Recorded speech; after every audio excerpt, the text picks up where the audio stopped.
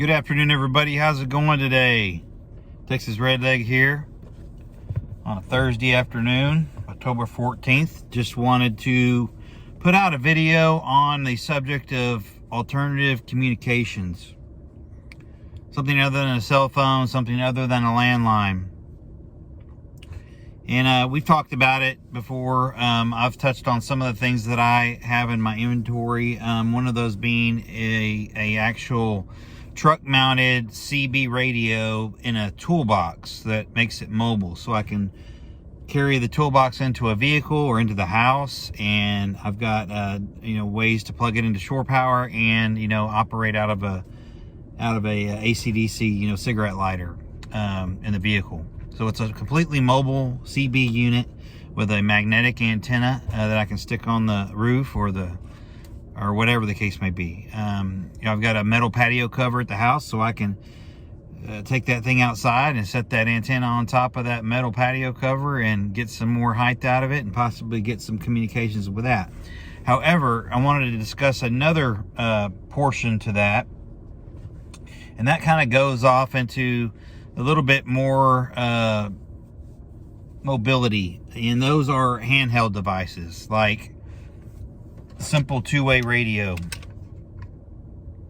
So I bought like a 4 or 5 pack of these at a few years ago, and just gave one to different members of the family to keep. So they're all frequency the same, and they're all the same type, same chargers, etc. So anything ever goes down, we each have one of these, and we know what channels to go to, and that's just going to be that. It comes with chargers and cords and everything else. So that's one thing. Well, let me back up a minute. The first thing, and these are things that I keep in my vehicle, okay? Let's back up a little bit. Before that, I should have mentioned this blackout bag, all right? And it's a little wrinkled up and everything, but it's still in one piece, and this is what I store all this stuff in the vehicle all the time. So, again, little two-way radio. Not the best, but, for the money, they'll do a mile or two probably, and a flat line, or it'll probably work in a pinch if it has to. If not, oh well, no big deal. Another thing I have is this handheld CB radio, and this thing is okay as long as, again, you're on a flat plane for the most part. But it does work, and it's got a charger and everything with it. So it's small. It doesn't take up much room. That's one thing I like about it. This antenna, detaches and from the unit like that, so it's put away easier.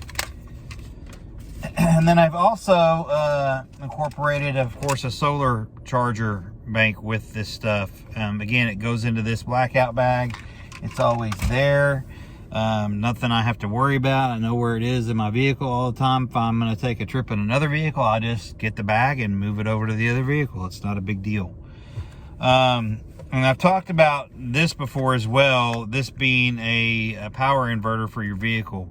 I got this particular one at a truck stop somewhere down by Houston, I think. And I mentioned this before, that truck stops are a great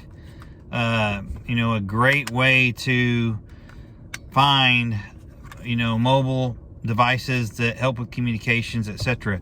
You can, if you want a 20-foot iPhone cord, you can go into a truck stop and find one.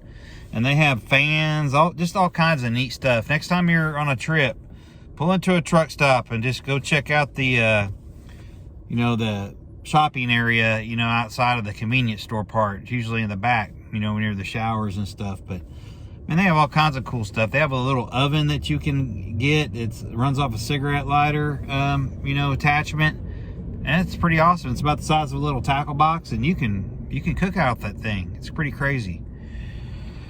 But anyway, with this power inverter, you can do a lot of things with. We talked about it the other day. If you have those, cordless accessories that I have for my Ryobi.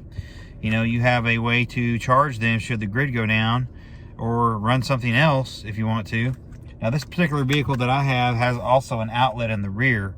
That helps with that issue as well. But again, all this stuff fits in this little blackout bag, and it's completely mobile. and I don't have to worry about it. I know where it is, and all I got to do is grab it, and it's going with me. So this is just another way to have communications, which is going to be huge in the, you know, terms of a SHTF event.